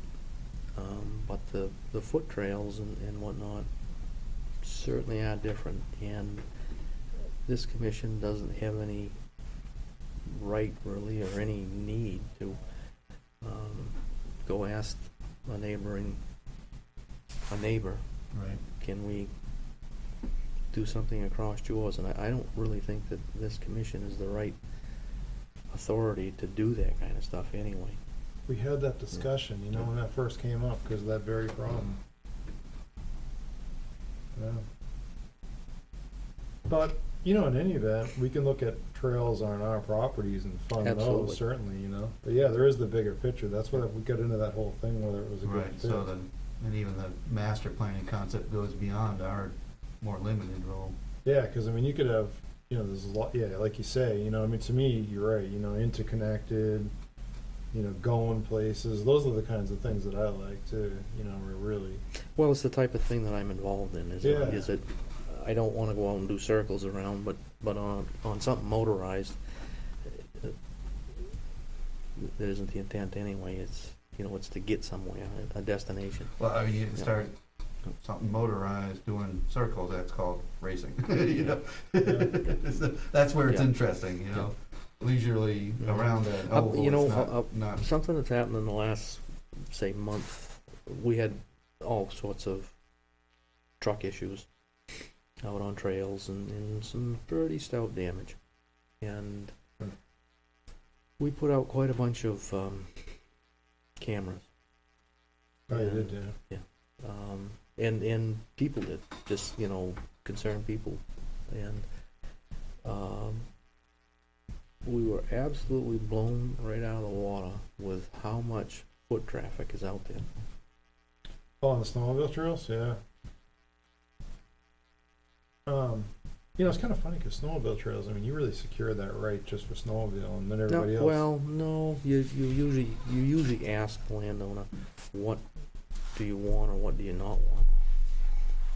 Kind of with the thought that if you don't say you don't want it, it kind of can be used, and we really certainly welcome foot traffic and skiers and dogs and and whatnot.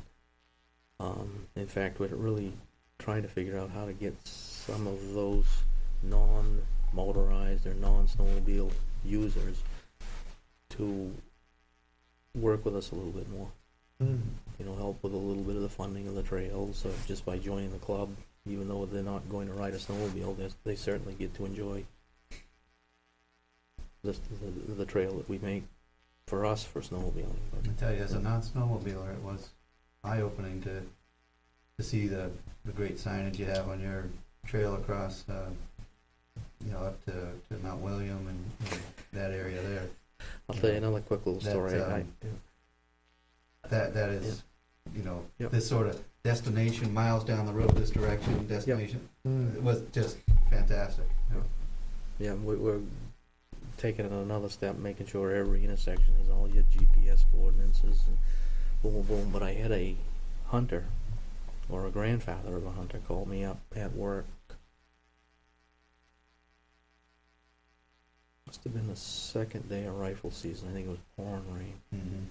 His grandson was lost somewhere on the mountain. Hysterical. Absolutely hysterical. Mm-hmm. And he said he just read a sign that says such and such is 4.25 miles away. I said, I know right where that sign is. There's only one up there. Yeah. And I shot right up there, and it ended up he was about a half hour ahead of me, Mm-hmm. but followed the signs right home. Wow. Out there in the big woods.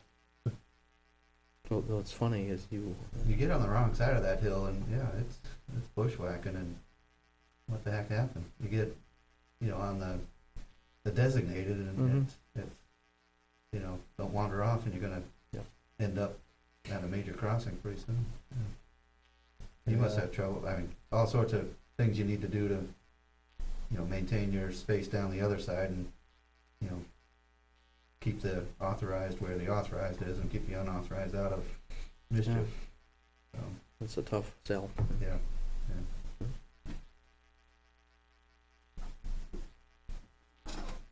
And you also mentioned something in your email I think is worth noting, that having support, you know, to help, financial support to help track down lawbreakers who are destroying, you know, gates and the like, and getting that word out might make a difference. It has. Yeah. Yeah.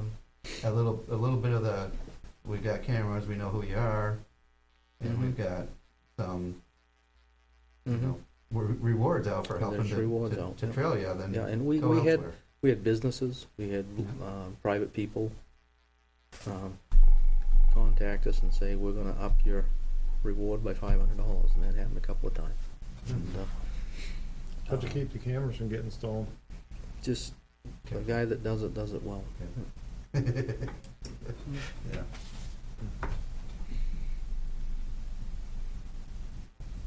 Thanks for that perspective, Bill.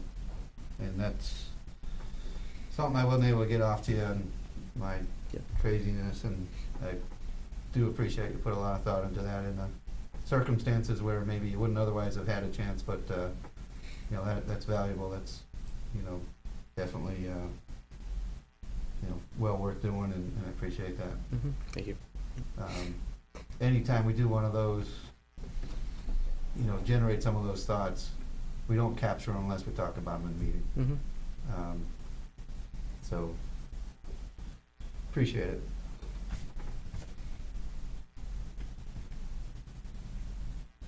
And Steve mentioned that trail concept's sort of moving in a different direction than where we were a couple months ago. And it's kind of a stay tuned on that. Yeah, lots. Yeah, creates quite a swirl of thoughts and concerns. But enough for trails tonight.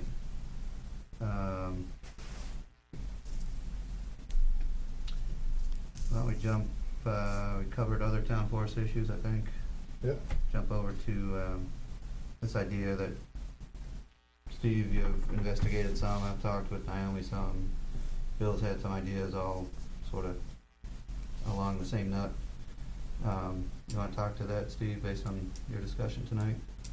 Before I forget, do we want to, on the, poor farms, so do we wanna send Jeremy's helper out there to cut those high stumps down now, and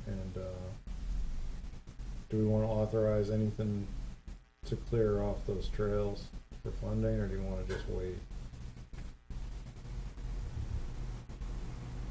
I would authorize the work. I would suggest it's worthwhile, especially, you know, if there's been quite a stack on an area that's been, for those in that neighborhood, a known trail, and now we're very much blocking it. It'd be good to have it passable. And So- we're not in the business of disregarding. If we overlook something, then let's go back and fix it. So just for lack of having something sitting in front of me, I know that, you know, $20 an hour to go cut the stumps down, I don't think there's more than a day's worth of work out there, but, you know, just collectively say, let's, cause it's about 2 miles of trails, but, you know, spend no more than $2,000 on out of town forest. I don't think it's gonna approach that, but, so I'd just make a motion between Meadow Sun Timberlands at their $20 an hour to go cut down the high stumps, and to hire a subcontractor to go clear the slash out of there, authorize up to 2,000 under the existing town forest appropriation. That's for farm town forest. I'll second that.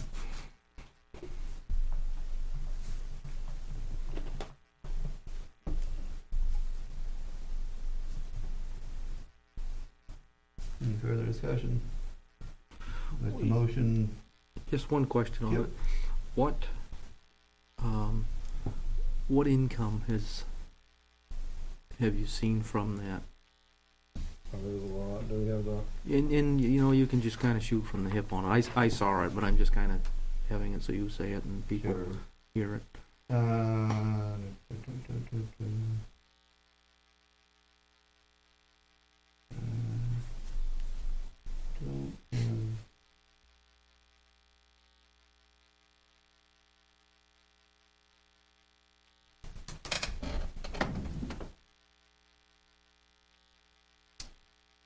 I have a very,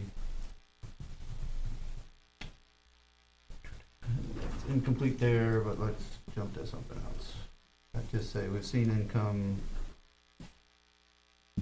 That far outweighs any expenses. Oh, yeah. we've seen income and stumpage fees in 2015.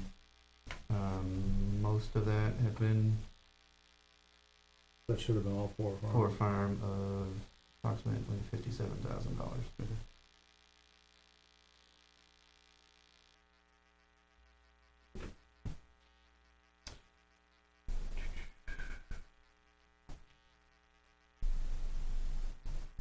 So we note that.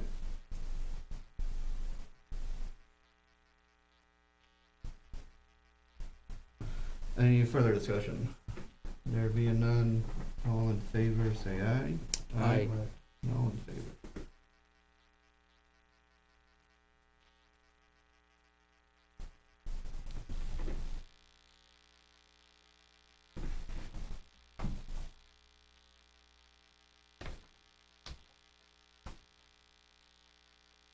With that, ready to move on to 5?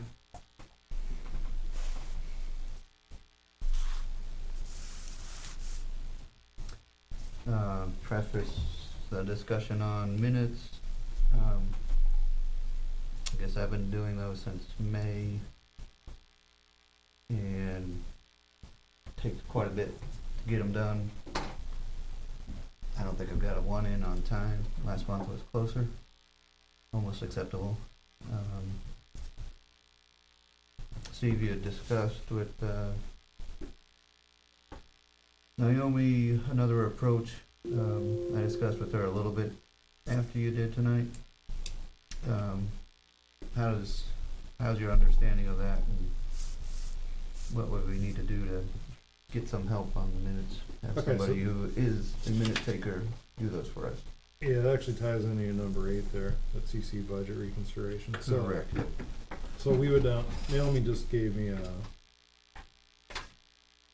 they usually figure 5 hours a month, 12 months a year, and they've got the pay rate here and then some overhead. So she said $840 would cover it, and she would handle, getting the manpower. We don't have to deal with it. So yeah, that seems like the way to go. So we would just tack that onto our budget. She said she's willing to accept a amendment to our budget proposal.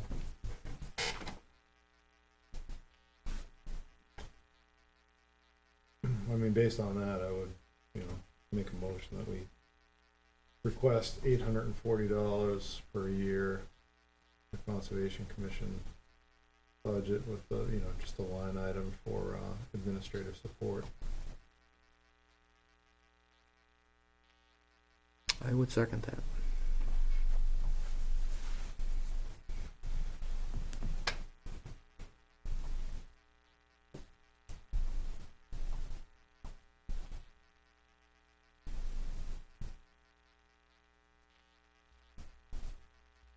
Going to the 2016 budget proposal. Yep. Okay, any further discussion on that item? Concept in my discussion tonight was that it would be essentially shared services within, perhaps sharing with Parks and Rec. And like you said, arrangements made by town administrator for part-time help. No more discussion, all in favor say aye. Aye. Aye, all in favor.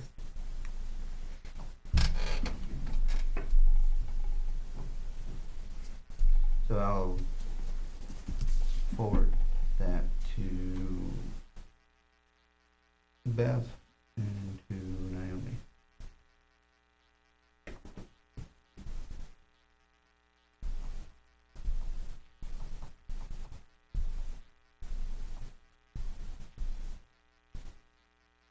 You gonna forward those 2 bills to Bev?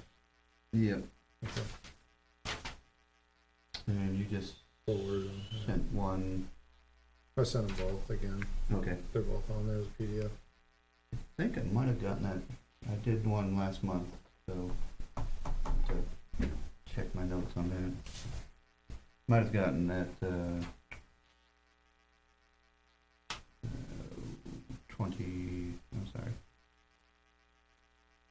1633 I might have already approved.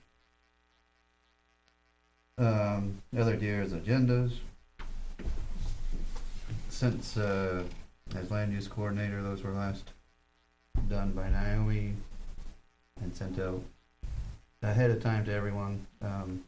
It's something I've been doing and not sending out reliably ahead of time in the interest of better communications with our partners in town government, as well as better working of the commission previously asked, requested. I will try to get them out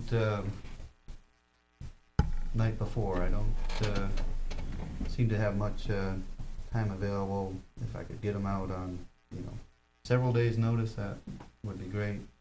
But I would like to give you guys the benefit of having some concept of what, having more than just a faint concept of what the issues are before us before we show up for meeting. I know it's hard to prepare in any case, and when we don't have the communications sharing, it's even harder. So that's my hope. Something I do, Steve, with the things I'm involved in is on my agenda. I will send it either the board of directors or my assistant or whatever it happens to be. I try and do it about a week ahead, and I will ask that board of directors that this is my intent to talk about. Do you have anything else that you want brought up? And if you do, I need to know it. We all need to know about it well ahead of time. Mm-hmm.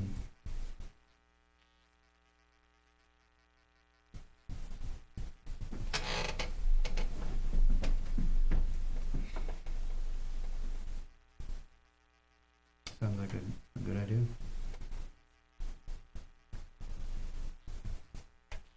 Might not happen until the next chair of this commission, but it does sound like a good idea, but, that could go, I could see that going the ways to addressing this, communications issue. And I don't know that an agenda is cast in concrete either. It's what you intend to do or hope to do, but something may take all day, all night long. One thing. Yeah. I think that covers, we have in many different ways, number 6. The other news was that, we've been asked to not expend budget for the remainder of the year for the time being. The concern we should have with that is have yet to send any money Arcview's way for their support services, their yearly $600 fee or so. Yeah, we do need to pay that. So they don't pay it this year to continue, they ask for it next year. What is it? It's GIS software. It's a maintenance agreement. Yeah. So that's the one biggie to be aware of. That's sort of contractual, isn't it? Well, it's what keeps you going with Yeah. updates on the software. If you don't You don't can't keep skip up it. with your payment, then you don't have Fall any behind. standing to ask for assistance or to ask for further upgrades that they come out with and keep your software current. And they would just get us for the full amount Yeah. next year. They wouldn't just say, oh, you didn't need anything in 2015. They would want the 6 this year and the 6 next year, so. So you're not gonna slide by. No. So maybe as soon as, I mean, do we need it, we don't need to I- vote for that, or you just? No, saying that? I don't think we would need to. I think I would just have to explain to Naomi what we need, and I think she'd approve it. Yeah, But that would. it's small potatoes within the whole bigger picture, but, you know, no snow in November certainly helps the bottom line, get this. Not that we're done with it. Last year was Thanksgiving, wasn't it? That was something else too.